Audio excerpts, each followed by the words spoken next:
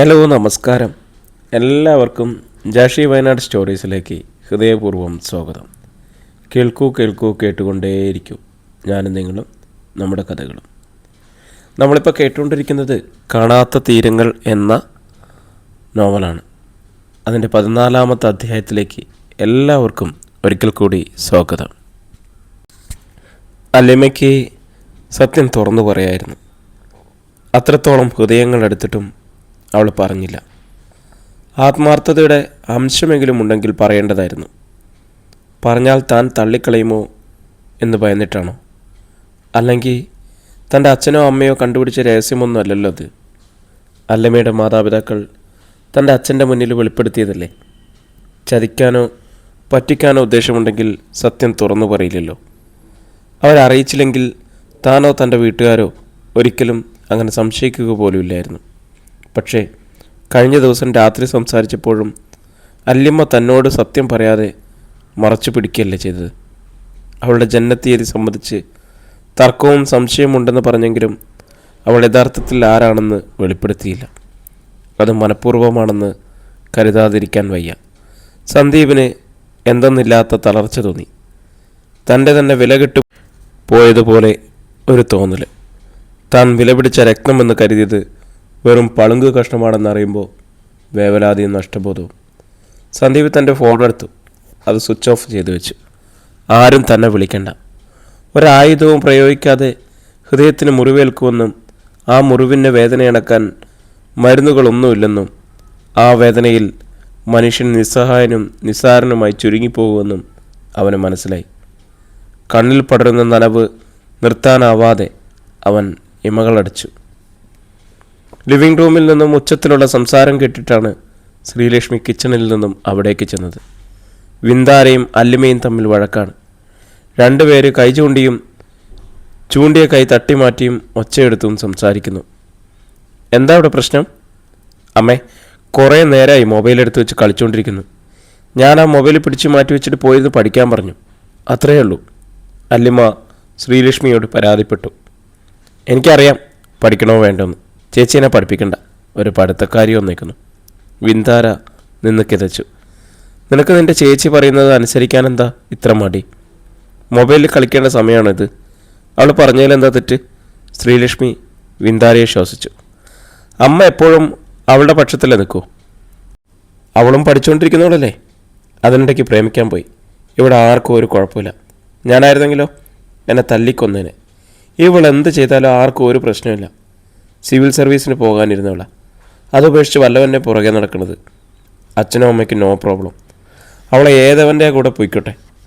ബിന്ദു, നീ വായടക്ക്. എന്നോടല്ല, ഇവളോട് പറ വായടയ്ക്കാൻ.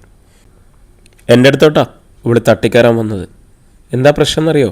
മറ്റവനെ ഫോണിൽ വിളിച്ചിട്ട് കിട്ടുന്നില്ല. അതിൻ്റെ ഫ്രസ്ട്രേഷൻ. മറ്റവനോ? ആരാടി മറ്റവൻ? അല്ലമ്മയുടെ മുഖം ചുവന്നു വിറകൊണ്ടു. അവൻ തന്നെ. വായി നോക്കി. അവൻ ഇയാൾക്ക് വലുതായിരിക്കും. എനിക്ക് അവൻ വെറും പെറുക്കിയ തെണ്ടി ചെറ്റ. വിന്താര അല്ലിമയോടുള്ള ദേഷ്യം മുഴുവൻ ആ വാക്കുകളിൽ കുത്തിത്തിരികി. അല്ലിമ കൈവീശി ഒരടി വെച്ചു കൊടുത്തു. അതോടെ കലികേറിയ വിന്താര വായിൽ വന്നതെല്ലാം വിളിച്ചു പറഞ്ഞു. വിറച്ചു കയറിയാൽ അവളുടെ നാക്കിന് പിന്നെ ബെല്ലും ബ്രേക്കുമില്ല. ശ്രീലക്ഷ്മി അവളെ പിടിച്ച് തള്ളി പിന്നോട്ട് മാറ്റി. ഇല്ലെങ്കിൽ തിരിച്ചടിക്കാനും തയ്യാറായി കയ്യോങ്ങിക്കൊണ്ട് നിൽക്കുകയാണ്. അമ്മ പറ, ഇവിടെ എന്തിനാ എന്നെ തല്ലിയത്? നിൻ്റെ വായിൽ നിന്ന് വന്ന വർത്താനം അത്ര നല്ലതായിരുന്നു. ശ്രീലക്ഷ്മി പറഞ്ഞു. നീ അവളോട് സോറി പറയണം. പിന്നെ എൻ്റെ പട്ടി പറയും. നീ എന്തൊക്കെയാണ് അവളെ പിടിച്ചത്? എടി പോടിയെന്ന്. നീ സോറി പറഞ്ഞേ പറ്റൂ. അപ്പോൾ അവളെന്നെ തല്ലിയതോ? എന്നോടാരും സോറി പറയണ്ട, ഒന്നും പറയണ്ട. അല്ലിമ്മ എല്ലാവരോടും പിണങ്ങി അവളുടെ മുറിയിലേക്ക് പോയി. അല്ലിമ്മയും വിന്താരയും തമ്മിൽ ഇമാതിരി വഴക്കുകൾ ഇടയ്ക്കിടയ്ക്ക് ഉണ്ടാകാറുള്ളതിനാൽ ശ്രീലക്ഷ്മി അതത്ര കാര്യമാക്കിയില്ല. അല്ലിമ്മയ്ക്ക് തൊലിവെളുപ്പും സൗന്ദര്യം കൂടുതലായതിനാൽ അച്ഛനും അമ്മയ്ക്കും അല്ലിമ്മയോടാണ് കൂടുതൽ സ്നേഹവും വാത്സല്യമെന്ന് പരാതി വിന്താരയ്ക്ക് പണ്ടേ ഉള്ളതാണ്. അതവളുടെ അപകർഷണാബോധം കൊണ്ടുള്ള തോന്നലും അസൂയയുമാണെന്ന് എത്ര പറഞ്ഞാലും അവൾക്ക് മനസ്സിലാവുകയില്ല. കുറേ കഴിഞ്ഞ് ശ്രീലക്ഷ്മി ചെന്ന് നോക്കിയപ്പോൾ അല്ലിമ്മ ചുമരും ചാരി കൽമുട്ടുകളിൽ മേൽ മുഖം ചരിച്ചു വെച്ച് കിടക്കയിലിരിപ്പുണ്ട്. നീ എന്താ ഇങ്ങനെ ഇരിക്കുന്നേ? എന്താ നിൻ്റെ പ്രശ്നം? ഒന്നുമില്ല. എന്താണെന്ന് പറ. ഒന്നുമില്ലെന്ന് പറഞ്ഞില്ലേ. പെണേ, എന്നെ വെറുതെ ദേഷ്യം പിടിപ്പിക്കില്ലേ? ശ്രീലക്ഷ്മി താക്കീത് ചെയ്തു. നീ സന്ദീപിനെ വിളിച്ചോ? ആ വിളിച്ചു. എന്നിട്ട് സ്വിച്ച് ഓഫ് ചെയ്ത് വെച്ചിരിക്കുക. അതിൻ്റെ അർത്ഥം നിനക്ക് മനസ്സിലായില്ലേ? അല്ലിമ്മ സൂക്ഷിച്ചു നോക്കി. ഇല്ല, മനസ്സിലായില്ല. സന്ദീപിന് അവൻ്റെ അച്ഛൻ പറയുന്നത് അനുസരിക്കാതെ പറ്റില്ല. ആ വീട്ടിലെ അവസാന വാക്ക് ജഡ്ജി അമ്മേൻ്റെതാണ്. അത് മനസ്സിലാക്കിയിട്ടാണ് അച്ഛൻ നിന്നോട് പറഞ്ഞത് കല്യാണം നടക്കില്ലെന്ന്. അത് അവരുടെ മാത്രം കുറ്റമല്ലല്ലോ, ആണോ? എൻ്റെ മാത്രം ജാതകമല്ല, ബിന്ദുവിൻ്റെയും വിശാഖിൻ്റെയും ഉണ്ട്. എൻ്റെ ജനനത്തീയതി പോലും അച്ഛനും അമ്മയ്ക്കും കൃത്യമായിട്ട് അറിയില്ല. അത് അവരുടെ കുറ്റമാണോ? ഞങ്ങൾ തെറ്റാണ്, സമ്മതിച്ചു, ശ്രീലക്ഷ്മി പറഞ്ഞു. എന്തുകൊണ്ടാ എൻ്റെ മാത്രം ഓർമ്മയില്ലാതെ പോയത്? ഞാൻ നിങ്ങളുടെ മോളല്ലേ?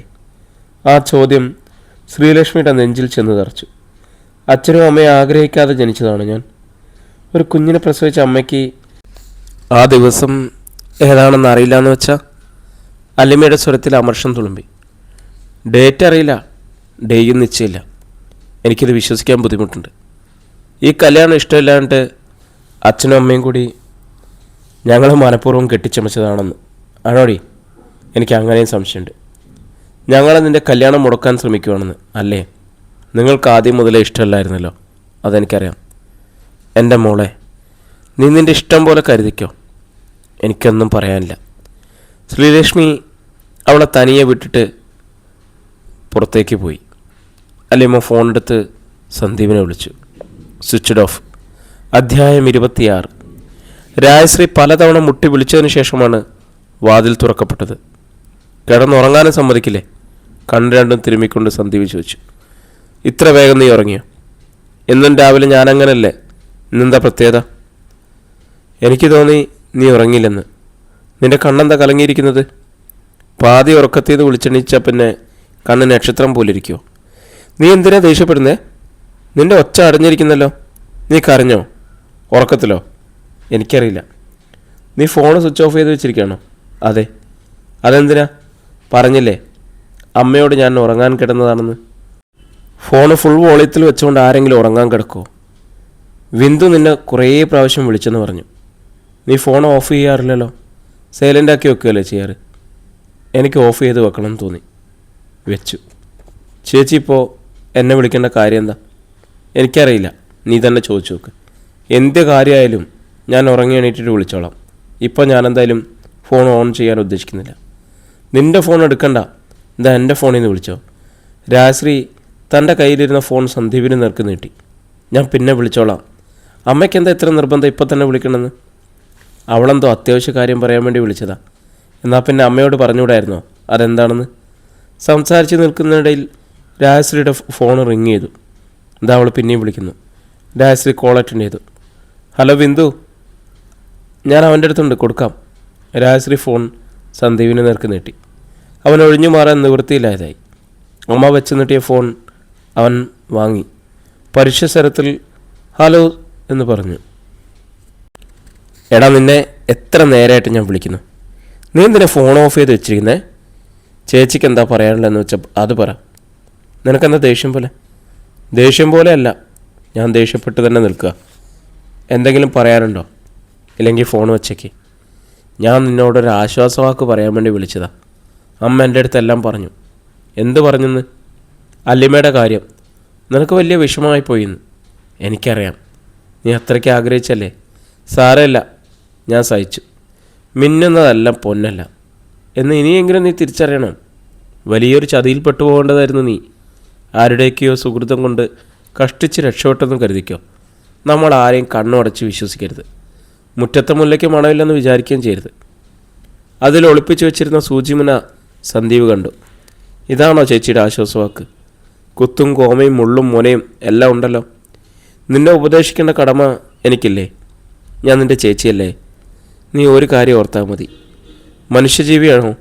തമ്മിൽ ചതിക്കും, വഞ്ചിക്കും, ദ്രോഹിക്കും, മോഷ്ടിക്കും, കള്ളം പറഞ്ഞു പറ്റിക്കും, എന്തും ചെയ്യും. ജന്തുക്കളെ അത്രയും പേടിക്കണ്ട.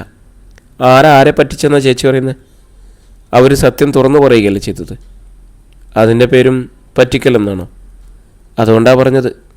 ജാതക പ്രശ്നം ഒരു തീരാമുട്ടിയായിട്ട് മുന്നിൽ കിടന്നുകൊണ്ട്. അല്ലേ ഇല്ലായിരുന്നെങ്കിലോ? ശരി, എനിക്കെല്ലാം മനസ്സിലായി. ചേച്ചി ഫോൺ വെച്ചോ.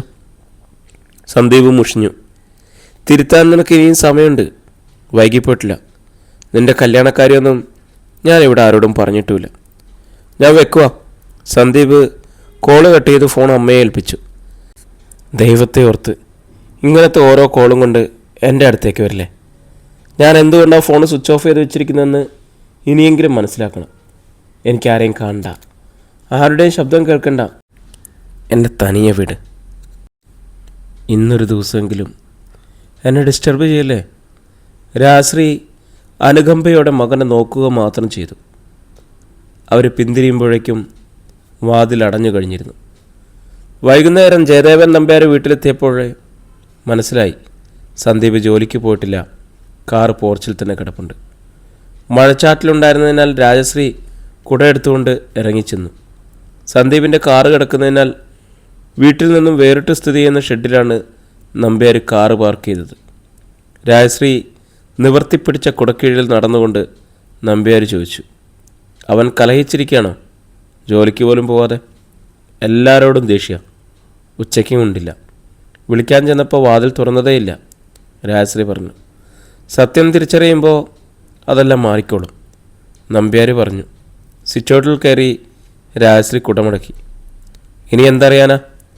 ഒന്നുമില്ല. താൻ പറഞ്ഞ അവനോട്? പിന്നെ പറയാതെ.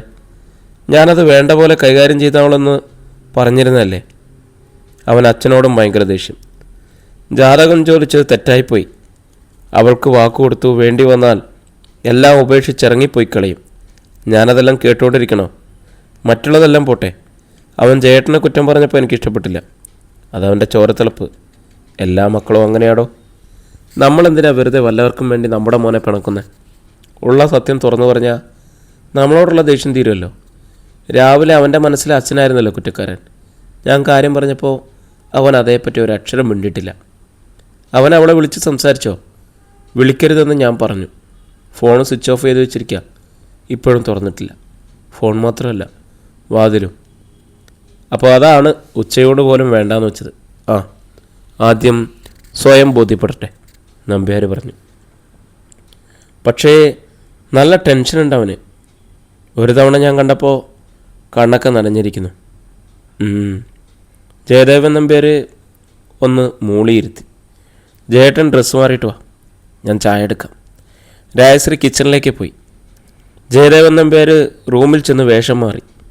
അതിനുശേഷം സന്ദീപിൻ്റെ റൂമിന് മുന്നിൽ ചെന്ന് വാതിൽ തട്ടി വിളിച്ചു. 2-3 തവണ ആവർത്തിച്ച് തട്ടിയ ശേഷമാണ് വാതിൽ തുറന്നത്. അച്ഛനായിരുന്നോ? ഞാനോർത്തു നീ എന്താ ഓഫീസിൽ പോകാത്തത്? എനിക്ക് വയ്യായിരുന്നു. എന്തു പറ്റി? അതിന് സന്ദീപ് മറുപടി പറഞ്ഞില്ല. നീ ഊണ് കഴിച്ചില്ലെന്ന് രാജു പറഞ്ഞു. വാ, ചായ കുടിക്കാം. വേണമെന്നില്ല അച്ഛാ. അച്ഛൻ കഴിച്ചോ? വേണ്ടെങ്കിൽ കഴിക്കണ്ട. പക്ഷെ നമുക്കൊന്നിച്ചിരുന്ന് സംസാരിക്കാമല്ലോ. മനസ്സില്ലാ മനസ്സോടെയാണ് സന്ദീപ് അച്ഛനൊപ്പം ഡൈനിങ് റൂമിലേക്ക് പോകുന്നത്. രാജശ്രീ ചായ എടുത്ത് കപ്പുകളിൽ പകർന്നു. നീ ഊണ് കഴിക്കുക സന്തു. ഉച്ചയ്ക്ക് കഴിച്ചില്ലല്ലോ. രാജശ്രീ പറഞ്ഞു. വേണ്ട, ചായ മതി. നിനക്ക് വിശക്കുന്നില്ലേ? അതിന് ഉത്തരവുണ്ടായിരുന്നില്ല. ചായക്കപ്പെടുത്ത് അവൻ മെല്ലെ ചായ മുത്തി. ഉണ്ണിയപ്പത്തിൻ്റെ പ്ലേറ്റ് രാജശ്രീ മകൻ്റെ മുന്നിലേക്ക് നീക്കി വെച്ചു. നീ എന്തിനാ ഫോൺ സ്വിച്ച് ഓഫ് ചെയ്ത് വെച്ചിരിക്കുന്നത്? അത് ഭീരുത്വമല്ലേ? പ്രശ്നങ്ങളെ നേരിടുകയല്ലേ വേണ്ടത്? ജയദേവൻ നമ്പ്യാർ ചോദിച്ചു. പ്രശ്നങ്ങൾ നേരിടാൻ അച്ഛൻ്റെ അത്രയും എക്സ്പീരിയൻസ് ഇല്ലല്ലോ എനിക്ക്, സന്ദീപ് അതൃപ്തിയോടെ പറഞ്ഞു.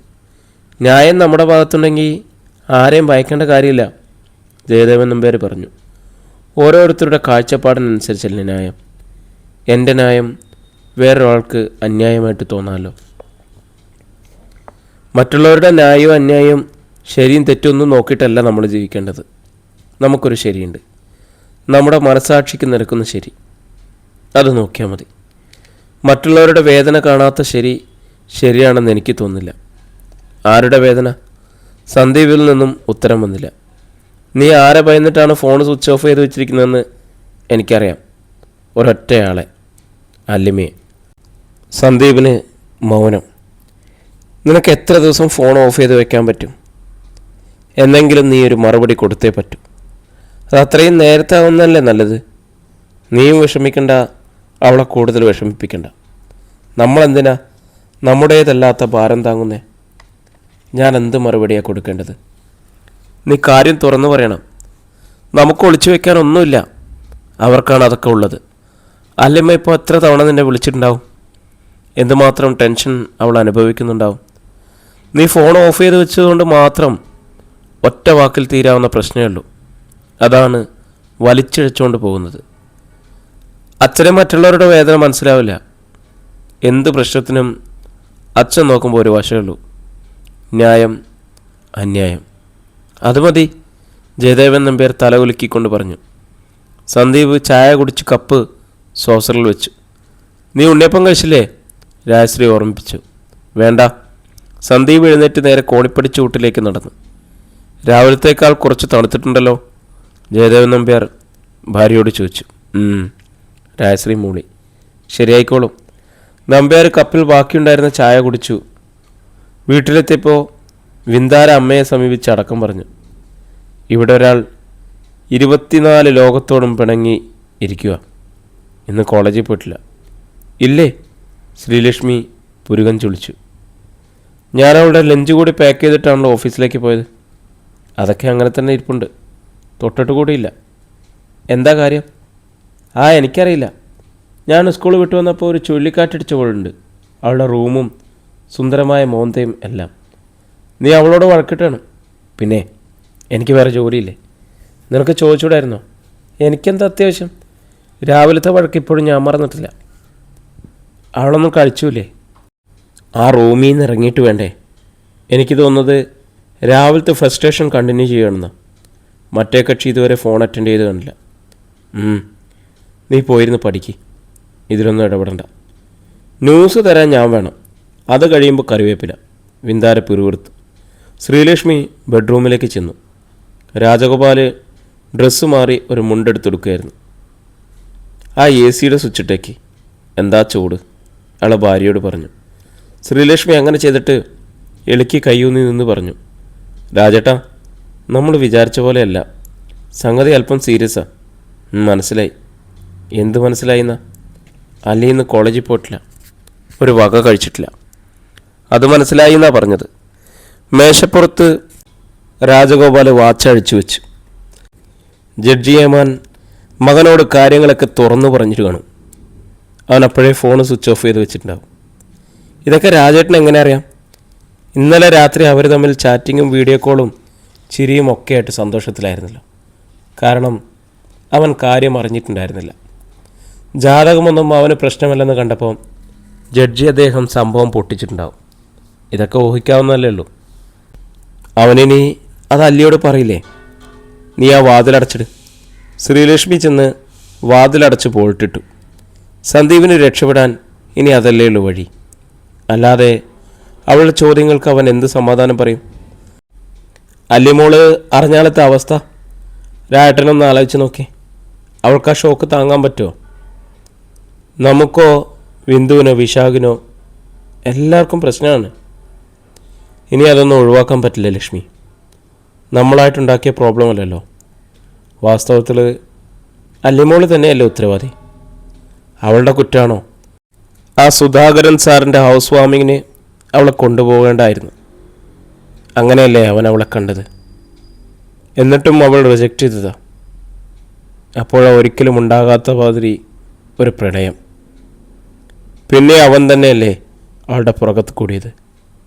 അവളാണോ? അവളൊരൊറ്റ നോ പറഞ്ഞാൽ മതിയായിരുന്നു. അത് ചെയ്തില്ല. അതിൻ്റെ ഭവിഷ്യത്താണ് ഇപ്പോൾ അനുഭവിക്കുന്നത്. എൻ്റെ രാജേട്ടാ, 21 വയസ്സല്ലേ ഉള്ളൂ അവൾക്ക്. അവൾക്ക് എന്തറിയാം? അലിയുന്ന മനസ്സല്ലേ. ഇനി അതൊന്നും പറഞ്ഞിട്ട് കാര്യമില്ല. വരാനുള്ളത് ഫേസ് ചെയ്തേ പറ്റൂ.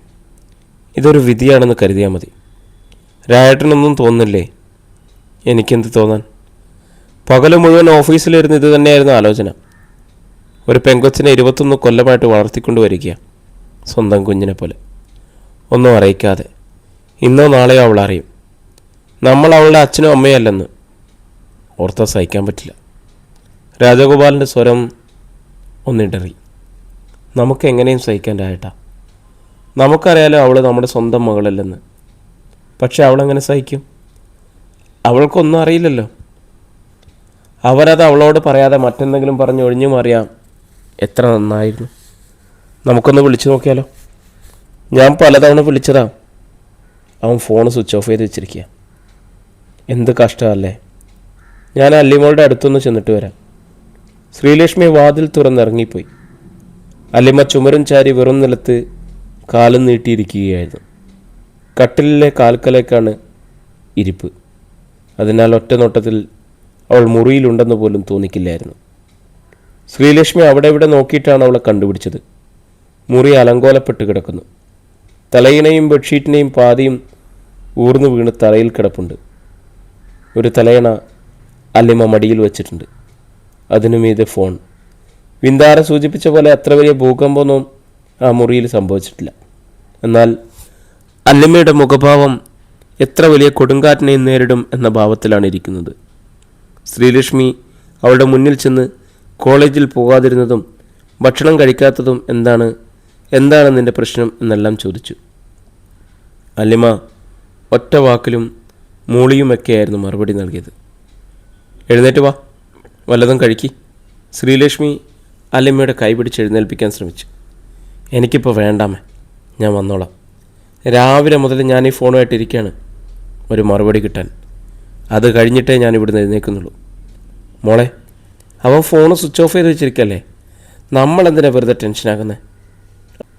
അവൻ ഫോൺ ഓൺ ചെയ്തില്ലെങ്കിലോ? എപ്പോഴെങ്കിലും ചെയ്യാതിരിക്കാൻ പറ്റില്ലല്ലോ, ഇന്നല്ലെങ്കിൽ നാളെ, അല്ലിമ വീറോടെ പറഞ്ഞു. നീ അത് വിട്ടുകള മോളെ. അവർക്ക് താല്പര്യം ഉണ്ടെങ്കിൽ വിളിക്കില്ലേ? എന്തുകൊണ്ടാണ് വിളിക്കാത്തത്? അവർക്ക് വേണ്ടെന്ന് പറയാനുള്ള മടി. വേണമെന്ന് നിർബന്ധം പിടിച്ചവരല്ലേ വേണ്ടാന്ന് പറയട്ടെ. അവർക്ക് പറയാൻ മനസ്സില്ലെങ്കിലോ? ഞാൻ ചോദിക്കും, പറയാതിരിക്കാൻ പറ്റില്ലല്ലോ. പാതി വഴിക്കിട്ടിട്ട് പോകുമ്പോൾ പറയാനുള്ള മര്യാദയെങ്കിലും വേണ്ടേ? അല്ലിമ കടുംപിടുത്തത്തിലാണെന്ന് ശ്രീലക്ഷ്മിക്ക് ബോധ്യമായി. രണ്ടിലൊന്നറിയാതെ അവൾ പിന്നോട്ടില്ല. ശ്രീലക്ഷ്മി അവളെ തനിയെ വിട്ടിട്ട് ആശങ്കയോടെ ഇറങ്ങിപ്പോന്നു. അല്ലിമ അങ്ങനെ തന്നെ ഇരുന്നു. അവളുടെ ജനാലകളിൽ ഇരുട്ടുവെന്ന് നിറഞ്ഞു. പതിയെ വാതിൽ തുറന്നു കിടന്നിരുന്നതിനാൽ ഹാളിൽ നിന്നും വെളിച്ചം മരിച്ചെത്തുന്നുണ്ടായിരുന്നു. പെട്ടെന്ന് ഒരു ഉൾവിളി ഉണ്ടായിട്ടെന്ന പോലെ അവൾ മൊബൈൽ ഫോൺ എടുത്ത് വീണ്ടും സന്ദീപിന് കോൾ വിട്ടു. ഇത്തവണ റിങ് ചെയ്യുന്നത് കേട്ട് അവൾ തന്നെ ഞെട്ടിപ്പോയി. മറുപടി പറയാനുള്ള ധൈര്യം കിട്ടിയിരിക്കുന്നു എന്നാണ് ഈ റിങ് ചെയ്യലിൻ്റെ അർത്ഥം. എന്തു മറുപടി? മറുവശത്ത് കോൾ എടുത്തുവെന്ന് അല്ലിമയ്ക്ക് മനസ്സിലായി. പക്ഷെ ശബ്ദമില്ല. സംസാരിക്കാൻ വായാണോ അതോ വാക്കുകൾ കിട്ടുന്നില്ലേ? സ്വന്തം ശബ്ദം പോലും അപരിചിതമായി തോന്നുന്ന സന്ദർഭങ്ങളുണ്ടെന്ന് ആദ്യത്തെ ഹലോയ്ക്ക് ശേഷം അവൾക്ക് മനസ്സിലായി. മറുവശത്തു നിന്നും കേട്ടു എന്തൊക്കെയോ അടക്കി പിടിച്ചിരിക്കുന്ന ഒരു ഹലോ. ചോദിക്കാനും പറയാനും ഒരുപാടുണ്ട്. ഉരുൾപൊട്ടലിൻ്റെ കല്ലും മണ്ണും ചെടിയും തടിയും എല്ലാം കൂടി പാഞ്ഞെത്തുന്ന പോലെ ഇരമ്പിയാർത്ത് വരികയാണ്. ആദ്യം എന്ത് ചോദിക്കണം, എന്തു പറയണം എന്ന് വാക്ക് കിട്ടുന്നില്ല. ഹലോ, അവൾ ഒന്നുകൂടി ശബ്ദിച്ചു. ഹലോ. അതുപോലെ തിരിച്ചു വന്നു. മനസ്സിലെ സകല ചോദ്യങ്ങളുടെയും ഉരുൾപൊട്ടലിനെ അല്ലിമ ഒറ്റ ചോദ്യത്തിൽ ഒതുക്കി. എന്നെ ഉപേക്ഷിക്കാൻ തീരുമാനിച്ചോ? മറുവശത്തൊന്നും ഉത്തരവില്ല. എന്താ മിണ്ടാത്തെ? ആ ചോദ്യം തന്നെ ഏകപക്ഷീയമാണ്. അതിനൊരു മറുപടി എൻ്റെ കയ്യിലില്ല. എനിക്കിത്രയും അറിഞ്ഞാൽ മതി, ബാക്കിയെല്ലാം എനിക്ക് ഊഹിക്കാൻ പറ്റും. Yes or no? അല്ലി, വേണ്ട, സാന്ത്വനമൊന്നും വേണ്ട. പറയാനുള്ളത് വെട്ടിത്തുറന്നങ്ങ് പറഞ്ഞാൽ മതി. കൊല്ലാൻ തീരുമാനിച്ചിട്ടുണ്ടെങ്കിൽ ഒറ്റ കുത്തിന് കൊന്നേക്കണം. ശ്വാസം മുട്ടിച്ച് ഇഞ്ചിഞ്ചായിട്ട് കൊന്ന് ദയ കാണിക്കണ്ട. ഞാൻ എന്ത് ചെയ്തെന്നാ പറയുന്നത്? എൻ്റെ കുറ്റമാണോ? കുറ്റം ഞങ്ങളുടേത് തന്നെയാ, സമ്മതിച്ചു. എനിക്കൊരു മറുപടി കിട്ടിയാൽ മതി. വേറൊന്നും വേണ്ട, ഒറ്റ വാക്ക്. മറുവശത്ത് നിശബ്ദത. നിമിഷങ്ങൾ ഫോണിലേക്ക് ചുഴലിക്കാറ്റടിച്ച പോലെ ശക്തമായ ഒരു ദീർഘനിശ്വാസം. പറഞ്ഞോ. എന്നെ നോക്കണ്ട. കണ്ണു അടച്ചു പറഞ്ഞോ. അത് പറയാനുള്ള ധൈര്യം കിട്ടിക്കഴിഞ്ഞിട്ടായിരിക്കുമല്ലോ ഫോൺ ഓൺ ചെയ്തത്. വീണ്ടും ഒരു ദീർഘനിശ്വാസം മാത്രം കേട്ടു. എന്തെങ്കിലും ഒന്ന് പറഞ്ഞ് അവസാനിപ്പിക്കുക. ഇന്നലെ രാത്രി പരസ്പരം വാക്ക് പറഞ്ഞ് സന്തോഷിച്ച് കിടന്നുറങ്ങിയവരാണ് നമ്മൾ. രാവിലെ ഞാൻ വിളിച്ചപ്പോൾ സ്വിച്ച്ഡ് ഓഫ്. ആ നേരം മുതൽ ഞാൻ ഈ റൂമിൽ ഫോണും പിടിച്ചുകൊണ്ടിരിക്കുക. കോളേജിൽ പോയിട്ടില്ല, ആഹാരം കഴിച്ചിട്ടില്ല, വെള്ളം പോലും കുടിച്ചിട്ടില്ല. രാത്രിയാണോ പകലാണോ എന്നറിയില്ല. ഓരോ 5 മിനിറ്റിലും ഞാൻ കോൾ ചെയ്യുന്നുണ്ട്. അത്രമാത്രമേ എനിക്കറിയൂ. ഞാനിവിടെ സന്തോഷത്തിലിരിക്കുകയാണെന്നാണ് എൻ്റെ വിചാരം. ഫോൺ ഓഫ് ചെയ്ത നിമിഷം മുതൽ ഞാൻ അനുഭവിക്കുന്ന ടെൻഷൻ എത്രയാണെന്ന് നിനക്ക് ഊഹിക്കാൻ പോലും പറ്റില്ല. ഹൃദയടിപ്പും ശ്വാസവും എല്ലാം തടഞ്ഞു വെച്ചാൽ പോലും ഇത്രയും വിഷമം ഉണ്ടാവില്ല. സന്ദീപ്, പ്ലീസ് അതൊന്ന് പറഞ്ഞു തീർക്ക്. എന്നെ വേണ്ടയോ വേണോ വിട്ടുകളഞ്ഞോ? അല്ലെ നിനക്കെങ്കിലും എന്നോട് സത്യം തുറന്നു പറയാമായിരുന്നു. നമ്മൾ എത്രമാത്രം അടുത്തവരാണ്, നമ്മൾ എന്തുമാത്രം സംസാരിച്ചു. അപ്പോഴൊന്നും പറഞ്ഞില്ല. ഞങ്ങൾ എറണാകുളത്ത് വന്നപ്പോഴെങ്കിലും പറയേണ്ടതായിരുന്നു. അപ്പോഴും പറഞ്ഞില്ല. സമ്മതിച്ചെന്ന് പറഞ്ഞല്ലോ. എല്ലാ കുറ്റവും ഞങ്ങളുടെ തന്നെയാണ്. ഞാൻ ഇത്ര ചോദിക്കുന്നു. ഞങ്ങളല്ല ഇതൊന്നും ഉണ്ടാക്കി വെച്ചത്. ഇങ്ങോട്ട് വന്നപ്പോൾ ഞാൻ നോ പറഞ്ഞ് ഒഴിവാക്കിയതാണ്. ഈ തീയിലേക്ക് വലിച്ചിട്ട് സന്ദീപേട്ടനല്ലേ. ഇതിനു വേണ്ടി ഞാൻ എൻ്റെ കരിയർ ഉപേക്ഷിച്ചു. എൻ്റെ അച്ഛനമ്മമാരുടെ സന്തോഷവും അഭിമാനവും ഇല്ലാതാക്കി. ഇപ്പോൾ പാതി വഴിക്ക് എന്നെ ഇട്ടിട്ട് പോകുമ്പോൾ ഒരു വാക്ക് പറയാനുള്ള ആണത്തം കാണിച്ചില്ല. ഫോണ് പൂട്ടിവെച്ചു. ഇത് ചതിയാണ് സന്ദീപേട്ട. ഒരു പെണ്ണിനെ വിളിച്ചുകൊണ്ട് പോയി ദിക്കറിയാത്തടത്ത് ഇരുട്ടത്ത് നിർത്തിയിട്ട് കടന്നു കളയുന്നത്. ആരാ ചതിക്കാൻ ശ്രമിച്ചത്? ഒന്നാലോചിക്ക്. എന്നോട് സത്യം പറഞ്ഞില്ല. അച്ഛൻ ചോദിച്ചപ്പോൾ ജാതകമില്ല, ഡേറ്റ് അറിയില്ല എന്നൊക്കെ പറഞ്ഞ് ഉരുണ്ട് കളിച്ചു. അച്ഛൻ ജാതകത്തിന് നിർബന്ധിച്ചില്ലെങ്കിൽ ഞങ്ങൾ ചതിക്കപ്പെട്ടേനെ. തൻ്റെ അച്ഛൻ സത്യം തുറന്നു പറയുമായിരുന്നോ? ഒരു ജാതകം ഇത്ര വലിയ പ്രശ്നം ഉണ്ടാക്കുമെന്ന് ഞാനോ പാവം അച്ഛനോ വിചാരിച്ചില്ല. എന്നാലും അച്ഛൻ തന്നെ പറഞ്ഞല്ലോ ജാതകമില്ലെന്ന്. ജാതകം മാത്രമല്ലല്ലോ പ്രശ്നം, പിന്നെന്താണ്? അതില്ലാന്ന് നിങ്ങൾക്ക് പറ്റില്ലല്ലോ. ഇപ്പോഴും താൻ എന്നോട് സത്യം പറയുന്നില്ല. ഒളിച്ചു പിടിച്ച് സംസാരിക്കുക. താൻ എന്താ ഒളിച്ചു പിടിച്ചത്? താൻ തൻ്റെ അച്ഛൻ്റെയും അമ്മയുടെയും മകളല്ലെന്നുള്ളത്. അല്ലിമ ഒരു നിമിഷം അന്തം വിട്ടു. അവളുടെ കണ്ണുകൾ മിഴിഞ്ഞു. വിചിത്രമായൊരു തമാശ കേട്ടതുപോലെയാണ് ആദ്യം അവൾക്ക് തോന്നിയത്. സന്ദീപേട്ടൻ എന്താ പറഞ്ഞത്? എനിക്ക് മനസ്സിലായില്ല. അല്ലിമയുടെ സ്വരത്തിൽ പരിഹാസധ്വനി കലർന്നു. തൻ്റെ അച്ഛനും അമ്മയും തന്നെ അഡോപ്റ്റ് ചെയ്തതാണെന്നുള്ള സത്യം ആദ്യമേ പറയായിരുന്നു. എന്നോടെങ്കിലും ഒന്ന് സൂചിപ്പിക്കായിരുന്നു. എല്ലാം മറച്ചു വെച്ചിട്ട് അല്ലിമ കണ്ണ് ചിമ്മി. രാത്രിയാണ്, സ്വന്തം വീട്ടിലാണ്. അച്ഛനും അമ്മയും സഹോദരങ്ങളും അപ്പുറത്തുണ്ട്. തനിക്ക് സുബോധമുണ്ട്. അധ്യായം 27. അല്ലിമയുടെ പ്രതികരണം അറിയാൻ ശ്വാസം മുടക്കിപ്പിടിച്ച് കാത്തു നിൽക്കുകയാണ് സന്ദീപ്. ഫോണിൽ അറിയാതെ വിരലുകൾ മുറുകി. അപ്പുറത്ത് ശബ്ദമൊന്നുമില്ല. കള്ളം കണ്ടുപിടിക്കപ്പെട്ടതിൻ്റെ ജാള്യത്തിൽ നിൽക്കുകയാണ് അല്ലിമയെന്ന് സന്ദീപിന് തോന്നി. ഹലോ, അവൻ വിളിച്ചു. എന്താ മിണ്ടാത്തത്? ഒന്നും പറയാനില്ലേ? എന്താ പറയേണ്ടതെന്ന് ആലോചിക്കുക ഞാൻ. പരിഹാസധ്വനിയിൽ അല്ലിമയുടെ മറുപടി വന്നു. എൻ്റെ അച്ഛൻ്റെയും അമ്മയുടെയും മകളല്ല ഞാൻ. എവിടുന്നോ അഡാപ്റ്റ് ചെയ്യപ്പെട്ട അനാഥയാണ് എന്നുള്ള സത്യം ഞാൻ സന്ദീപേട്ടനോട് പറയാതെ മറച്ചു വെച്ചു എന്നല്ലേ പറഞ്ഞത്? അതെ, അത് തന്നെയാണ് പറഞ്ഞത്. എന്നിട്ട് എൻ്റെ അച്ഛനും അമ്മയും കൂടി അവിടെ വന്ന് സന്ദീപേട്ടൻ്റെ അച്ഛൻ്റെ അടുത്ത് ആ സത്യം വെളിപ്പെടുത്തി അല്ലേ? അല്ലിമയുടെ ശബ്ദത്തിൽ പരിഹാസത്തിന് മൂർച്ചയേറി. അതെ, എന്താ സംശയം? ഇതൊക്കെ ആരാ സന്ദീപേട്ടനോട് പറഞ്ഞത്? ആദ്യം അമ്മ പറഞ്ഞു, പിന്നെ അച്ഛനും പറഞ്ഞു. വലിയ ന്യായാധിപനാണല്ലോ സന്ദീപേട്ടൻ്റെ അച്ഛൻ. ന്യായവും അന്യായവും ഒക്കെ നോക്കി കുറ്റവാളിക്ക് ശിക്ഷ വിധിക്കുകയും നിരപരാധികളെ വെറുതെ വിടുകയൊക്കെ ചെയ്യുന്ന ആൾ. ജാതകത്തിൻ്റെ പേര് പറഞ്ഞ് കല്യാണം മുടക്കാൻ നോക്കിയിട്ട് അത് ഫലിക്കില്ല എന്ന് കണ്ടപ്പോൾ ഇത്ര വലിയ കള്ളത്തരം ആ മനുഷ്യൻ പറയുന്നത് സ്വപ്നത്തെ പോലും കരുതാൻ വയ്യ. ഒരു മിനിമം എത്തിക്സെങ്കിലും വേണ്ടേ സന്ദീപേട്ട? ജഡ്ജിയല്ലേ? കഷ്ടം കേട്ടോ. വേറൊന്നും പറയാനില്ല, വെക്കട്ടെ. സന്ദീപിൻ്റെ തലച്ചോറിൽ തീപ്പൊരികൾ മിന്നി. നിൽക്ക്, അങ്ങനെ അങ്ങ് വയ്ക്കാൻ വരട്ടെ. എൻ്റെ അച്ഛൻ കള്ളം പറഞ്ഞെന്നോ ഈ കല്യാണം മുടക്കാൻ വേണ്ടിയിട്ട്? എൻ്റെ അച്ഛൻ അത്തരക്കാരനല്ല. നല്ല ഒന്നാം തരമായി എത്തിക്സ് പാലിക്കുന്ന ആളാണ്. അന്തസ്സും മാന്യതയും വിട്ട് അച്ഛനൊന്നും ചെയ്യാറില്ല. നിങ്ങളാ കള്ളത്തരം പറഞ്ഞ് ചതിക്കാൻ ശ്രമിച്ചത്. ആദ്യം ജാതകം മിസ്സായിപ്പോയെന്ന് പറഞ്ഞു, പിന്നെ പറഞ്ഞു ജാതകം എഴുതിച്ചിട്ടില്ലെന്ന്.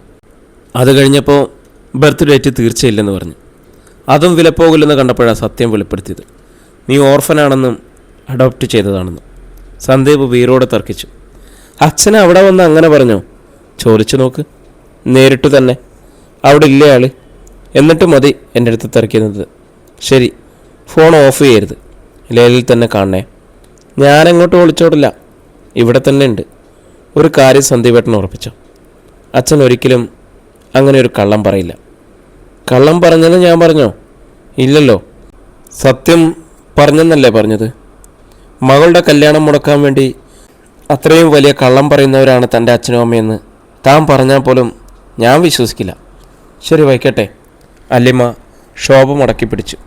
1 മിനിറ്റ്, ഒരു കാര്യം കൂടി ചോദിച്ചോട്ടെ. വാസ്തവത്തിൽ തനിക്കിതുവരെ അറിയില്ലായിരുന്നോ താൻ അവരുടെ മകളല്ല എന്ന വിവരം? സന്ദീപേട്ട, ഫോൺ വയ്ക്കി, ഞാൻ വിളിക്കാമെന്ന് പറഞ്ഞില്ലേ? അവളുടെ ശബ്ദത്തിലെ സ്തംഭതയും വിറയലും സന്ദീപിന് മനസ്സിലായി. ലൈൻ ഡിസ്കണക്റ്റ് ആയതോടെ സന്ദീപിന് ഒരു പിടിവള്ളി നഷ്ടമായതുപോലെ തോന്നി. ഇതുവരെയും അവൻ അവളുടെ കൈവിരലുകൾ പിടിച്ചുകൊണ്ടിരുന്ന് സംസാരിച്ചു. വല്ലാത്തൊരു പരിഭ്രമവും സങ്കടവും മനസ്സിലിരമ്പി. അല്ലിമയ്ക്ക് ശരിക്കും അറിഞ്ഞുകൂടായിരുന്നോ അവള് ആ അച്ഛനമ്മമാരുടെ മകളല്ലെന്ന്? താൻ പറഞ്ഞിട്ടാണോ അവൾ ആദ്യമായിട്ട് അതറിഞ്ഞത്? അതേപ്പറ്റി ചിന്തിച്ചപ്പോൾ ഒരു ഉൾക്കിടലും തോന്നി. താനത് വെളിപ്പെടുത്തരുതായിരുന്നോ? അത് സത്യമാണെന്ന അറിവ് അവൾക്ക് എത്ര വലിയൊരു ആഘാതമായിരിക്കും. തകർന്നു പോകില്ലേ അവൾ? ഏയ്, അങ്ങനെ വരാനൊരു സാധ്യതയില്ല. അവൻ അങ്ങനെ ആശ്വസിക്കാൻ ശ്രമിച്ചു. എന്നിട്ടും ഉറപ്പ് പോരാഞ്ഞ് അവൻ കോടിപ്പഴികൾ ഇറങ്ങി താഴേക്ക് പോയി. അമ്മയും നന്ദനയും കൂടി അത്താഴത്തിൻ്റെ ഉപദംശങ്ങൾ തയ്യാറാക്കുമായിരുന്നു. അമ്മേ, സന്ധ്യ വിളിച്ചു. രാശ്രീ തല തിരിച്ചു നോക്കി. എന്താ, വിശക്കാൻ തുടങ്ങിയോ? സന്ധ്യ ഭാഗത്തേക്ക് വന്നു. അല്ലിമ്മ ആ വീട്ടിലെ മോളല്ലെന്ന വിവരം അവൾക്കറിയില്ലായിരുന്നോ? രാശ്രീ അമ്പരപ്പോടെ മകനെ നോക്കി. നീ അവളെ വിളിച്ചോ? ഇല്ല, അവൾ എന്നെ വിളിച്ചു. നീ എന്തിനാ ഫോൺ എടുത്തത്? അച്ഛൻ പറഞ്ഞില്ലായിരുന്നോ നിന്നോട് അവളോട് സംസാരിക്കേണ്ടെന്ന്? അവളുടെ ചോദ്യത്തിന് ഞാൻ മറുപടി പറയേണ്ട അമ്മേ. നീ പറഞ്ഞോ അവൾ ആ അച്ഛൻ്റെ അമ്മയുടെ മകളല്ലെന്ന്? അതുകൊണ്ടാണ് ജനനത്തീയതിയും ജാതകവും ഇല്ലാതെ പോയതെന്ന്? അവൾ നമ്മളെ കുറ്റപ്പെടുത്തി സംസാരിച്ചു. എന്നെയും അച്ഛനെയും അവൾക്കറിയാമല്ലോ എന്നുള്ള വിചാരത്തിലാണ് ഞാൻ ചോദിച്ചത്. അപ്പോൾ അവളെന്ത് പറഞ്ഞു? നമ്മൾ കള്ളം പറയുകയാണെന്ന് അവരോട് ചോദിക്കാൻ പോയിരിക്കുന്നു. ചേ, എന്ത് കഷ്ട! രാജശ്രീ പ്രലപിച്ചു. അവളുടെ അച്ഛൻ ജയേട്ടൻ്റെ അടുത്ത് റിക്വസ്റ്റ് ചെയ്തിരുന്നത്രേ കല്യാണം നടന്നാലും ഇല്ലെങ്കിലും അല്ലിമ്മ ഈ വിവരം അറിയരുതെന്ന്. എന്നിട്ടെന്താ അമ്മ അക്കാര്യം എന്നോട് പറയാതിരുന്നേ? സന്ദീപ് കോപിഷ്ഠനായി. അച്ഛൻ നിന്നോട് പറഞ്ഞില്ലായിരുന്നോ അവളെ വിളിക്കരുതെന്ന്? ഇത് ഭയങ്കര ചതിയായിപ്പോയി. ഒരു കാര്യം പറയരുതെന്ന് പറഞ്ഞേൽപ്പിച്ചാൽ അത് പാലിക്കണ്ടേ? പാലിക്കേണ്ട ബാധ്യതയൊന്നും നമുക്കില്ല. അച്ഛൻ ചിലപ്പോൾ അവർക്കെതിരെ കേസ് കൊടുത്തേനെ. അഡോപ്റ്റ് ചെയ്ത കുഞ്ഞിന് തിരിച്ചറിവാകുമ്പോൾ ആ വിവരം അറിയിക്കണമെന്ന നിയമം. അത് അവരെ അറിയിച്ചോട്ടെ, നമ്മളാണോ ചെയ്യേണ്ടത്? അതിനിപ്പോൾ എന്തു പറ്റി? ഇപ്പോൾ അവൾ ചെന്ന് അമ്മയോടും അച്ഛനോടും ചോദിക്കും അവൾ ശരിക്കും അവരുടെ മകളല്ലേ എന്ന്. അല്ലെന്ന് അറിഞ്ഞു കഴിയുമ്പോൾ അവൾക്ക് ഭയങ്കര ഷോക്കാവില്ല അമ്മേ? ഇതൊന്നും നമ്മുടെ കുറ്റമല്ല സന്തു, അവരുടെ തന്നെയാണ്. അവർ വേണ്ട പോലെ നിയമം അനുസരിച്ചില്ല. അത് വിടമ്മേ, ഞാൻ അല്ലിയുടെ കാര്യം മാത്രമേ ചിന്തിക്കുന്നുള്ളൂ. ഇതറിഞ്ഞു കഴിയുമ്പോൾ അവൾ എന്തു ചെയ്യും? എനിക്കത് ഓർത്തിട്ട് ഉണ്ടായിരുന്ന സമാധാനം കൂടി പോയി. സന്ദീപ് പുരുപുറത്തുകൊണ്ട് തിരിഞ്ഞു നടന്നു. മുറിയിലെത്തി വാതിലടച്ചു. ഛേ എന്ന് ആത്മകഥം നടത്തി സ്വയം കുറ്റപ്പെടുത്തി. തല ചികഞ്ഞുകൊണ്ട് അവൻ അങ്ങിങ്ങ് ഉഴറി നടന്നു. തൻ്റെ നാവിൽ നിന്നും അത് വീണുപോയി എന്നവൻ പശ്ചാത്തപിച്ചു. എന്തായിരിക്കും ഇപ്പോൾ അല്ലിമ്മയുടെ അവസ്ഥ? അവൾ അച്ഛനോടും അമ്മയോടും ചെന്ന് ചോദിക്കുമോ? അത് ശരിയാണെന്ന് അവർ സമ്മതിച്ചു കൊടുക്കുമോ? അത് തീർച്ചപ്പെടുന്ന നിമിഷം അവളുടെ മാനസികാവസ്ഥ എന്തായിരിക്കും? അവളെ ആശ്വസിപ്പിക്കാൻ അവർക്ക് കഴിയുമോ? എല്ലാത്തിനും തുടക്കമിട്ടത് താനാണെന്ന ഓർമ്മ അവൻ്റെ മനസ്സിലേക്ക് അസ്ത്രം പോലെ വന്നു തറച്ചു. ഒരെണ്ണമല്ല, അനേകം വസ്ത്രങ്ങൾ. അല്ലിമ്മയെ കാണാൻ ടെറസിൽ കയറി നിന്നത്, പുഴക്കരയിലെ നടപ്പാതയിൽ അവളെ കാണാൻ വേണ്ടി നടന്നത്, വിവാഹാലോചനയുമായി ബന്ധുക്കൾ അയച്ചത്, പാതാവ് സ്കൂളിൻ്റെ ഗ്രൗണ്ടിൽ അവളെ സഹായിക്കാൻ വേണ്ടി കാത്തു നടന്നത്, അല്ലിമ്മയെ അവളുടെ ബന്ധുവീട്ടിൽ കൊണ്ടുവിട്ടത്, അവളുടെ ആതിഥ്യം സ്വീകരിച്ചത്, പ്രളയത്തിൻ്റെ അഴുക്കും ചെളിയും അടിഞ്ഞ് അവളുടെ വീട് വൃത്തിയാക്കാൻ ചെന്നത്, വീണ്ടും നടത്തിയ വിവാഹാലോചന, അവളുടെ ജാതകത്തിന് വേണ്ടി നടത്തിയ കടുംപിടുത്തം, ഇതെല്ലാം കൂടിച്ചേർന്നാണ് അവളെ ഇപ്പോഴത്തെ ദുരന്തത്തിലേക്ക് എത്തിച്ചതെന്ന് അവന് മനസ്സിലായി. വേറെ ആരുമില്ല, താൻ തന്നെയാണ് ഉത്തരവാദി. സന്ദീപ് തളർന്ന് കട്ടിലേക്കിരുന്നു. ഞാനൊരു കൊടുങ്കാറ്റിൻ്റെ കെട്ടഴിച്ചു വിട്ടു. ശേഷം അനന്തരഫലം കാണാൻ കാത്തിരിക്കുന്ന ഭൂതമാണെന്ന് അവന് തോന്നിപ്പോയി. ഇതിൻ്റെ പേരിൽ ആ കുടുംബത്തിൽ ഉണ്ടായേക്കാവുന്ന എല്ലാ ദുഃഖങ്ങൾക്കും അനീതികൾക്കും അതൃപ്തിക്കും അസമത്വത്തിനും സർവോപരി അല്യമ്മ അനുഭവിക്കേണ്ടി വരുന്ന അനാഥത്വത്തിൻ്റെ ഉത്തരവാദി ഒരാളേ ഉള്ളൂ. അവൻ്റെ മനസാക്ഷി അവൻ്റെ നേർക്കു തന്നെ വിരൽ ചൂണ്ടി. നീ തന്നെ. കൈതവന വീട്ടിൽ ജയദേവൻ നമ്പ്യാരുടെ മകൻ സന്ദീപ് കുമാർ നമ്പ്യാർ ഇനി ഇരിക്കാൻ വയ്യ. അവൻ എഴുന്നേറ്റു. രാജഗോപാൽ ഇത്തിരി നേരം എ സിയിൽ നിന്നുള്ള തണുത്ത വായു അടിക്കുന്നിടത്ത് വന്ന് കുറച്ചു നേരം നിൽക്കും. ആ തണുപ്പടിച്ചാൽ തലയ്ക്കകത്തെ പ്രശ്നങ്ങൾ കൂടി തണുക്കുമെന്നാണ് തോന്നൽ. കുറച്ച് സമയം അവിടെ നിന്നിട്ട് ജനാലക്കിലേക്ക് നോക്കും. ജനാല അടച്ചിട്ടിരിക്കുകയാണ്. ജനാല വിരിയും നിവർത്തിയിട്ടുണ്ട്. എന്നാലും പുറത്തേക്ക് നോക്കിയാണ് നിൽപ്പ്. എന്തെങ്കിലും കാണാമെന്ന് വിചാരിച്ചിട്ടല്ല, വേറെ നോക്കാനൊരു സ്ഥലമില്ല. പുകയിൽ ശ്വാസം മുട്ടുമ്പോൾ അല്പം വായു കിട്ടുന്ന വെന്റിലേഷൻ അരികെ വന്ന് നിൽക്കുന്ന പോലെയാണ്. നോക്കിയാൽ കാണുന്നത് മനസ്സിനകത്തെ കാഴ്ചകളാണ്. അല്ലിമ്മയുടെ വിവിധ കാലഘട്ടങ്ങൾ: ശൈശവം, ബാല്യം, കൗമാരം, ഇപ്പോൾ യൗവനത്തിലേക്ക് കാലം നീട്ടേയുള്ളൂ. അറിവിൻ്റെയും ആഗ്രഹങ്ങളുടെയും വ്യക്തിത്വത്തിൻ്റെയും സ്വഭാവദാർഢ്യത്തിൻ്റെയും വേരുകൾ ആഴത്തിലേക്ക് ഊന്നിപ്പോയ ഈ യൗവനത്തിലല്ലാതെ മറ്റെവിടെയെങ്കിലും വെച്ച് അവളുടെ ഉണ്മ വെളിപ്പെടുത്താമായിരുന്നു. അതൊരിക്കലും ഇന്നത്തെ പോലെ വേദനാജനകമാകാൻ ഇടയില്ലായിരുന്നു. വാതിലിൽ ആരുടെയോ പാദസ്പർശം കേട്ട് രാജഗോപാൽ തിരിഞ്ഞു നോക്കി. ലക്ഷ്മിയാണ്. അവളുടെ മുഖത്ത് പരിഭ്രാന്തി. രാജേട്ടാ. ശ്രീലക്ഷ്മി മുറിയിലേക്ക് കയറിയുന്നു. രാജഗോപാൽ ഒന്നും ചോദിച്ചില്ല. നോട്ടം മാത്രം മതിയായിരുന്നു 100 ചോദ്യങ്ങൾക്ക് പകരം വെക്കാൻ. വിഷു പറഞ്ഞു അവൾ അവനുമായിട്ട് ഫോണിൽ സംസാരിക്കുന്നുണ്ടായിരുന്നു. എന്നിട്ടെന്തായി? അവൻ കേട്ടുവന്നേ ഉള്ളൂ. എന്താണ് സംസാരിച്ചതെന്നറിയില്ല. വിന്താരയായിരുന്നെങ്കിൽ കാതു കൂർപ്പിച്ച് കേട്ടേനെ. സംസാരിച്ചു കഴിഞ്ഞില്ലേ? അറിയില്ല, കുറച്ച് സമയമായെന്നാണ് അവൻ പറഞ്ഞത്. സന്ദീപ് അവളോട് പറഞ്ഞു കാണുമോ? അറിയില്ലല്ലോ. അവളുടെ റൂമിൽ ചെന്ന് നോക്കി. ഞാൻ ഒറ്റയ്ക്കോ? എന്താ, പേടിയാണോ? സത്യമായിട്ട് എനിക്ക് പേടിയാണ് അവളെ ഫേസ് ചെയ്യാൻ. ശ്രീലക്ഷ്മി തളർന്ന പോലെ കിടക്കയിലേക്ക് ഇരുന്നു. രാജഗോപാൽ വീണ്ടും മേസിൽ നിന്നുള്ള തണുത്ത കാറ്റേൽക്കാനായി ചെന്നു. അച്ഛ എന്ന വിളി കേട്ട് അയാൾ നടുങ്ങിപ്പോയി. തിരിഞ്ഞു നോക്കാതെ, കണ്ണുകളുടെ സഹായമില്ലാതെ അയാൾ കണ്ടു. അല്ലിമ്മ വാതിക്കൽ വന്ന് നിൽക്കുന്നു. ശ്രീലക്ഷ്മി പിടഞ്ഞെഴുന്നേൽക്കുന്നു. ഉമിനീര് ഇറക്കിയിട്ട് രാജഗോപാൽ തിരിഞ്ഞു നോക്കി. എല്ലാം കൃത്യമായിരുന്നു. സങ്കല്പിച്ചതിൽ നിന്നും വ്യത്യസ്തമായി ഒന്നു മാത്രം. അല്ലിമ്മയുടെ മുഖത്ത് വേവലാതികളൊന്നുമില്ല. കട്ടിളയിലേക്ക് തോൾച്ചാരി മാറത്ത് കൈകെട്ടി നിൽക്കുകയാണ്. അച്ഛൻ അരിപ്പാട് ചെന്നപ്പോൾ സന്ദീപേട്ടൻ്റെ അച്ഛൻ്റെ അടുത്ത് പറഞ്ഞോ ഞാൻ അച്ഛൻ്റെ മോളല്ലെന്ന്? നിർദോഷമായ ആ ചോദ്യം ശ്രീലക്ഷ്മിയെ ഞെട്ടിച്ചു. ഇല്ല എന്ന മറുപടി കേൾക്കാൻ വേണ്ടി നിൽക്കുകയാണ് അല്ലിമ്മ എന്ന് രാജഗോപാലിന് മനസ്സിലായി. വേറെന്തെങ്കിലും പറയുമെന്ന് അവൾ പ്രതീക്ഷിക്കുന്നില്ല. ശ്രീലക്ഷ്മി വെല്ലെ മുഖം തിരിച്ച് ദയനീയമായി ഭർത്താവിനെ ഒന്ന് നോക്കി. എന്താ അച്ഛാ മിണ്ടാത്തെ? ഞാൻ സന്ദീപേട്ടനുമായിട്ട് വഴക്കുണ്ടാക്കിയിട്ട് വന്നിരിക്കുക. സോറി മോളെ, ഞാനങ്ങനെ പറഞ്ഞു. അല്ലിമ്മയുടെ നെറ്റി ചുളിഞ്ഞു. കണ്ണിൽ നീരസം നീന്തി. മുഖത്ത് ചുവപ്പ് രാശി കലർന്നു. അപ്പോൾ അച്ഛൻ പറഞ്ഞത് തന്നെയാണല്ലേ? രാജഗോപാൽ മറുപടി ആവർത്തിക്കാൻ മടിച്ചെന്നു. അമ്മയും കൂടി അറിഞ്ഞുകൊണ്ടായിരുന്നോ? അല്ലി ശ്രീലക്ഷ്മി രൂക്ഷമായൊന്ന് നോക്കി. ശ്രീലക്ഷ്മി നിഷേധിക്കാൻ ഒരുമ്പിട്ടില്ല. ഉവ്വെന്ന് പതുക്കെ തലകുലുക്കി കുറ്റസമ്മതം വെളിപ്പെടുത്തി. എനിക്കറിയാം, അച്ഛനും അമ്മയ്ക്കും ആദ്യം മുതലേ സന്ദീപേട്ടനെ ഇഷ്ടമല്ല. ആ പ്രപ്പോസൽ ഇഷ്ടമല്ലായിരുന്നു. ഞാൻ സിവിൽ സർവീസ് വേണ്ടെന്ന് വെച്ചത് ഒട്ടും ഇഷ്ടപ്പെട്ടില്ല. ഞാനും സന്ദീപേട്ടനും തമ്മിലുള്ള മാരേജ് നടത്താൻ അത്രയ്ക്ക് എതിർപ്പാണെങ്കിൽ അത് പറ്റില്ല, ഞങ്ങൾ സമ്മതിക്കില്ല എന്ന് തീർത്ത് പറഞ്ഞാൽ മതിയായിരുന്നല്ലോ. ഞാൻ നിങ്ങളെ വെല്ലുവിളിച്ച് സന്ദീപേട്ടനെ കൂടെ ഇറങ്ങിപ്പോകുമെന്ന് വിചാരിച്ചോ? ഒരിക്കലുമില്ല. ഇപ്പോൾ അവളുടെ വാക്കുകളിൽ സങ്കടവും നനവും തട്ടി. ശ്രീലക്ഷ്മിക്കും രാജഗോപാലിനും പരസ്പരം നോക്കി നിസ്സഹരായിരിക്കാനേ കഴിയുമായിരുന്നുള്ളൂ.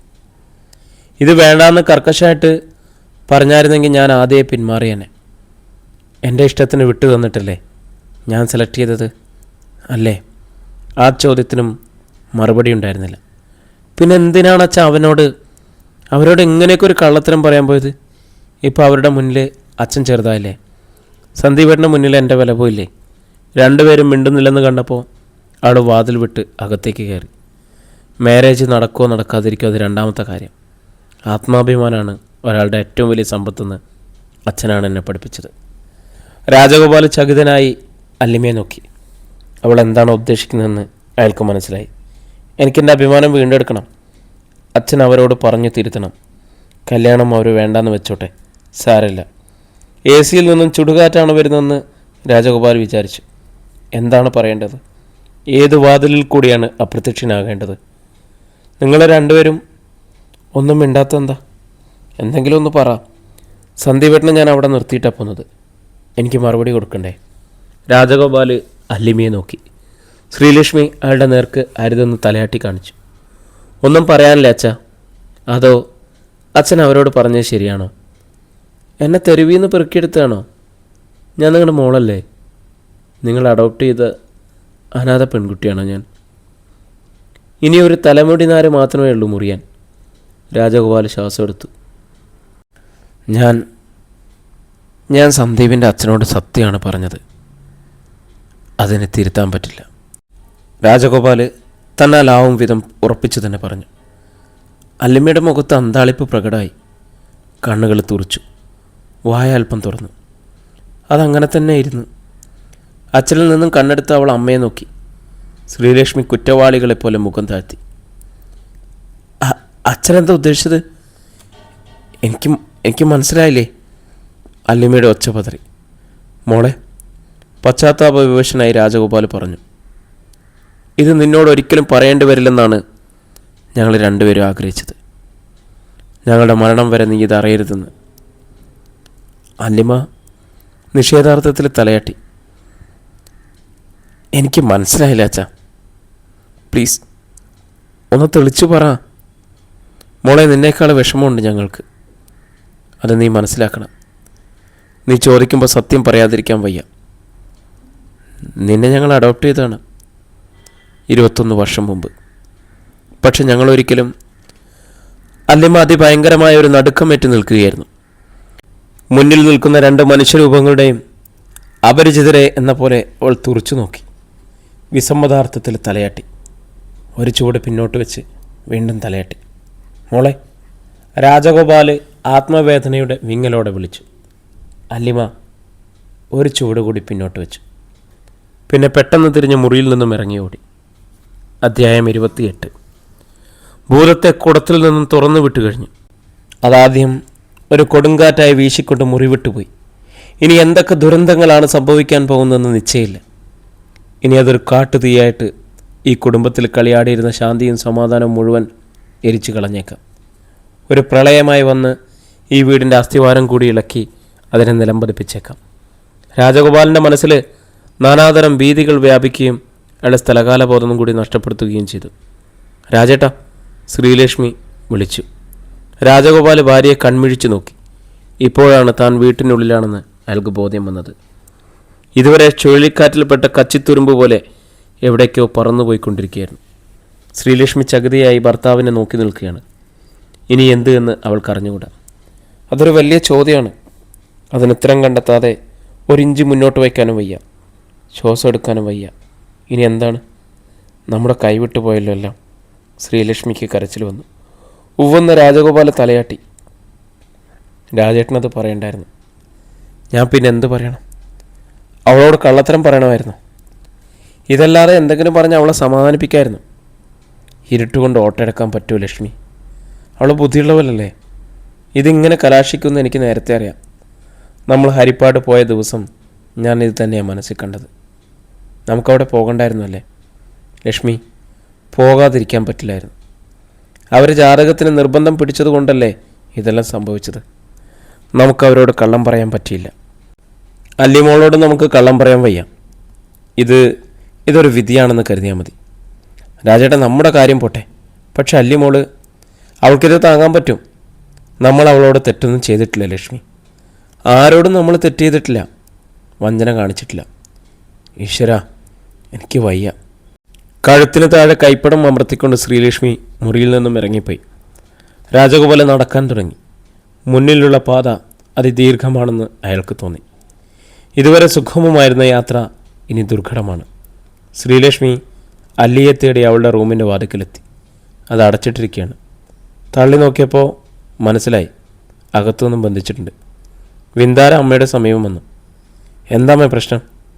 അവൾ കൊടുങ്കാറ്റ് മാതിരി പാഞ്ഞു പോണ കണ്ടല്ലോ. ഞാൻ നോക്കുമ്പോഴേക്കും വാതിലടച്ച് ബോൾട്ടിട്ടു. മോളെ, അല്ലി മോളെ. ശ്രീലക്ഷ്മി വാതിലിൽ തട്ടി വിളിച്ചു. അകത്തൊന്നും പ്രതികരണമില്ല. വഴക്കിട്ട് പോന്നതാണോ? എന്നാൽ പിന്നെ നോക്കണ്ട, വിന്ദാര പറഞ്ഞു. മോളെ വാതിൽ തുറക്ക്, ശ്രീലക്ഷ്മി വീണ്ടും വിളിച്ചു. നിമിഷങ്ങൾ കടന്നുപോയിക്കൊണ്ടിരുന്നു. ശ്രീലക്ഷ്മിക്ക് ഭയമായി. മോളെ, അവൾ വീണ്ടും ഒച്ചയെടുത്ത് വിളിക്കുകയും വാതിൽ കുറേ കൂടി ശക്തിയായി മുട്ടുകയും ചെയ്തു. അമ്മയ്ക്ക് വേറെ പണിയൊന്നുമില്ലേ? അവൾക്ക് തോന്നുമ്പോൾ തുറക്കട്ടെ. വിന്ദാര നീരസപ്പെട്ടു. നിനക്കൊന്നും പഠിക്കാനില്ലേ? ഈ ചോദ്യം എപ്പോഴും നാവിൻ്റെ തുമ്പത്ത് റെക്കോർഡ് ചെയ്ത് വെച്ചിരിക്കുകയാണല്ലേ. LKG മുതൽ കേൾക്കുന്ന പിറുവിറുത്തുകൊണ്ട് വിന്ദാര പോയി. ശ്രീലക്ഷ്മി അല്പസമയം കൂടി വാതിക്കൽ കാത്തു നിന്നു. ആദ്യ പെരുകിയിട്ട് അവളെ രാജഗോപാലിൻ്റെ അടുത്തേക്ക് തന്നെ തിരിച്ചു വന്നു. രായേട്ടാ, അവൾ വാതിലടച്ച് കുറ്റിയിട്ടിരിക്കുക. എത്ര വിളിച്ചിട്ടും തുറക്കുന്നില്ല. നീ അവളെ ശല്യപ്പെടുത്താൻ പോകണ്ട. കരച്ചിലിൻ്റെ ഒച്ച പോലുമില്ല രായേട്ടാ. അല്ലിമോള് വല്ല കടുങ്കയും ചെയ്യുമെന്നോ എൻ്റെ പേടി. അങ്ങനെ പേടിക്കണ്ട. അവളത്രയ്ക്ക് കഥയില്ലാത്തവളൊന്നുമല്ല. എന്തെങ്കിലും കേട്ടാൽ ഉടനെ ഓടിപ്പോയി. രാജഗോപാൽ പൂർത്തിയാകാതെ നിർത്തി. അയാൾക്കും ഒരു ഉൾഭയമുണ്ടായി. പെൺകുട്ടിയാണ്. ഒരു നിമിഷത്തെ മനോദൗർബല്യം മതി. മനസ്സുറച്ചിട്ടില്ല. ഉറച്ചിരുന്നെങ്കിൽ ഇങ്ങനെ ഒരു പ്രണയത്തിൽ പോലും വീണുപോകില്ലായിരുന്നു. ആ പതർച്ച ഏതാനും നിമിഷം മാത്രമേ നീണ്ടു നിന്നുള്ളൂ. ഇല്ല, നീ പേടിക്കണ്ട. അവളെ വിട്ടേക്ക്, ശല്യപ്പെടുത്തരുത്. അയാൾ ശ്രീലക്ഷ്മിയോട് തറപ്പിച്ച് പറഞ്ഞു. ഒന്നും തോന്നിക്കാതിരുന്നാൽ മതിയായിരുന്നു എന്ന് ഒട്ടൊരു ആത്മഹതത്തോടെ ബാക്കി ഈശ്വരനോടായും മന്ത്രിച്ചുകൊണ്ട് ശ്രീലക്ഷ്മി വീണ്ടും മുറിവിട്ടിറങ്ങിപ്പോയി. കിച്ചണിൽ കുറേ ജോലിയുണ്ടായിരുന്നു. ശ്രീലക്ഷ്മിക്ക് ഒന്നിനും ഒരേകാഗ്രത കിട്ടിയില്ല.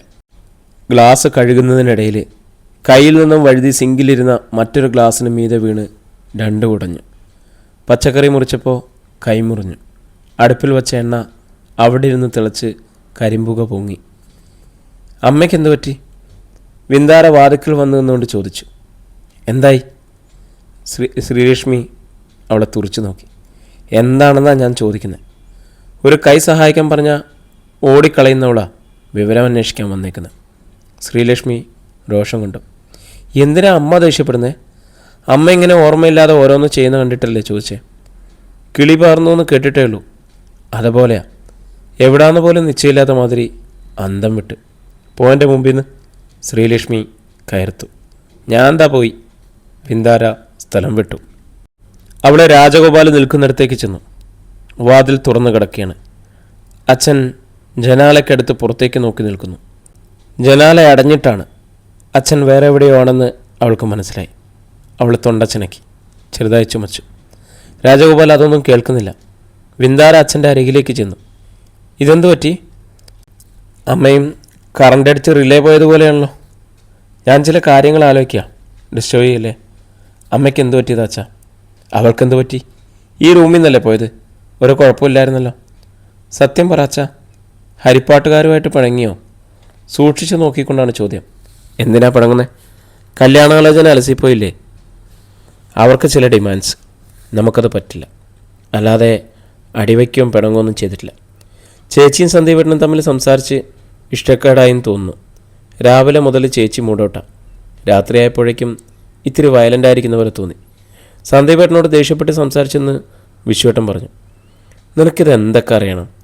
നിൻ്റെ കാര്യം നോക്കിയാൽ പോരെ? രാജഗോപാൽ ശ്വസിച്ചു. സംതിങ് റോങ് ഉണ്ട്. എന്തായാലും പിറുവിറുത്തുകൊണ്ട് വിന്ദാര പിൻവാങ്ങി. ശ്രീലക്ഷ്മി വല്ല വിധേനയും അത്താഴം തയ്യാറാക്കി വെച്ചിട്ട് എല്ലാവരെയും വിളിച്ചു. രാജഗോപാൽ ഡൈനിങ് ഹാളിലെത്തിയപ്പോൾ അല്ലിമ ഒഴികെ ബാക്കി എല്ലാവരും ഉണ്ട്. അല്ലിമോളെ വിളിച്ചിട്ട് ഒരു മറുപടിയില്ല. ശ്രീലക്ഷ്മി വേവലാതിയോടെ പറഞ്ഞു. രാജഗോപാൽ അല്ലിമയുടെ ഒഴിഞ്ഞ കസേരയിലേക്ക് നോക്കി. അല്പനേരം സംശയിച്ചു നിന്നു. എന്നിട്ട് പറഞ്ഞു, നിർബന്ധിച്ച് വിളിക്കണ്ട. രാജഗോപാൽ കഴിക്കാനിരുന്നു. ഞാൻ വേണമെങ്കിൽ വിളിക്കാം. ചേച്ചി ഇങ്ങനെ പിണങ്ങിയിരിക്കാറില്ലല്ലോ. വിശാഖ അച്ഛനെ അമ്മയും മാറി മാറി നോക്കി. രണ്ടുപേരിൽ നിന്നും അനുകൂല പ്രതികരണം ഉണ്ടായില്ല. ഇവിടെ എന്താ സംഭവിച്ചത്? വിശാഖ ആരോടൊന്നില്ലാതെ ചോദിച്ചു. ഇന്നലെ മുതൽ ഇവിടെ ആരുടെയും മുഖത്ത് തെളിച്ചില്ലല്ലോ. അച്ഛനും അമ്മയും ഞങ്ങളോട് സംസാരിക്കുന്ന പോലില്ല. ഞങ്ങളെന്ത് ചെയ്തിട്ടാ? നമ്മളൊന്നും ചെയ്തിട്ടില്ല, വിന്ദാര പറഞ്ഞു. ചേച്ചിയുടെ കല്യാണാലോചന തല്ലിപ്പിരിഞ്ഞു. അച്ഛനും അമ്മയും ഹരിപ്പാട് പോയി വന്നപ്പോൾ മുതൽ തുടങ്ങിയതായത്. അതിന് ഇത്രമാത്രം വിഷമിക്കേണ്ട കാര്യമുണ്ടോ? വിശാഖ് ചോദിച്ചു. അത് നന്നായെന്ന് വിചാരിച്ചാൽ പോരെ? ചേച്ചിക്ക് സിവിൽ സർവീസ് എഴുതുന്നതിൽ ഇനി കോൺസെൻട്രേറ്റ് ചെയ്യാലോ. കല്യാണം മുടങ്ങിയതല്ലല്ലോ പ്രശ്നം. പ്രേമം പൊളിഞ്ഞില്ലേ? ജാതകം കിട്ടില്ല എന്ന് പറഞ്ഞ് കല്യാണമോ പ്രേമോ വേണ്ടാന്ന് വെച്ചവനെ ഓടിച്ചിട്ട് കവളമടലിനടിക്കണം. അങ്ങനെ നട്ടലില്ലാത്ത ഒരുത്തിനെ കല്യാണം കഴിക്കാതിരിക്കുന്നതല്ലേ ഭേദം. ഇഷാഖ് അമർഷം കൊണ്ടു.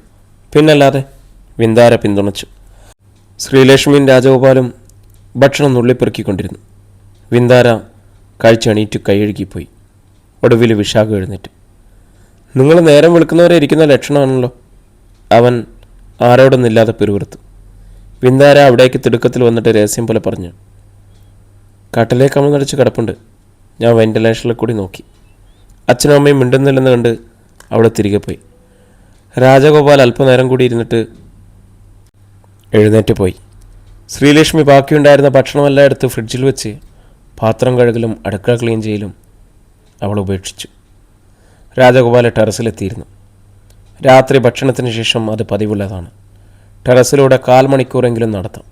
അതിനിടയിൽ ആ ദിവസത്തെ ആകെ സംഭവങ്ങളുടെ ഇടപാടുകളും വിലയിരുത്തിക്കൊണ്ട് ഒരു ആത്മപരിശോധനയുണ്ട്.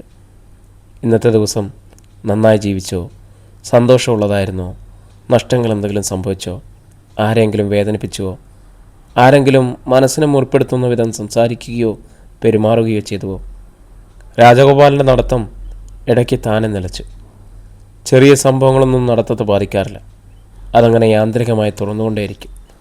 ഇടയ്ക്ക് നടത്തം നിന്നു പോവുകയെന്ന് വെച്ചാൽ മനസ്സിൻ്റെ താളം തെറ്റിയെന്ന് തന്നെയാണ് അർത്ഥം. അറിയാതെ നിന്നു പോകുന്നത്.